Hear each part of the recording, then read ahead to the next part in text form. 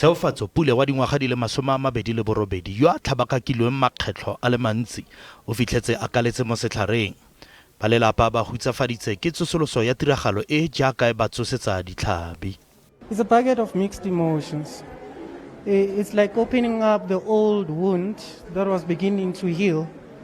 And again, we have to go through the journey, and which is not a pleasant one. It's traumatic, and it's draining psychologically and emotionally. Mokapelo wa ga Pule, Ntutuko Shoba, yo dingwaga di le 32 o tshwere mo bekeng e fetileng kwa lelapeng lwa gagwe kwa Florida. Se ke morago ga gore mothaka yo a neng a thapilwe go bolaya tshegofatso a fetoge go nna paki ya puso. Muzikaise Malepane yo a amogetseng molato o atlholetswe dingwaga di le 20 ke kgotlatshekelo ya Johannesburg ka la botlhano wa beke e fetileng. O boleletse kgotlatshekelo gore Shoba o mo duetse dikete di le 70 ranta go fedisa botshelo ba mokapelo wa gagwe yo neng a ithwele. We had our suspicions. I mean, the last person Tshegofatso was seen with was the boyfriend.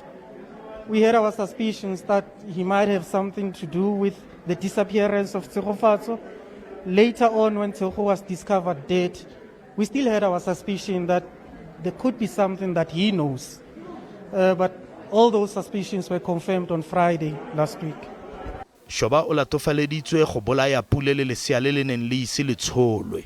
We can confirm as the NPA that a 32-year-old man, Nkululeko Ntokozo Shoba, appeared at the Roodepoort Magistrates Court today, facing charges of murder, conspiracy to commit murder, and defeating the ends of justice.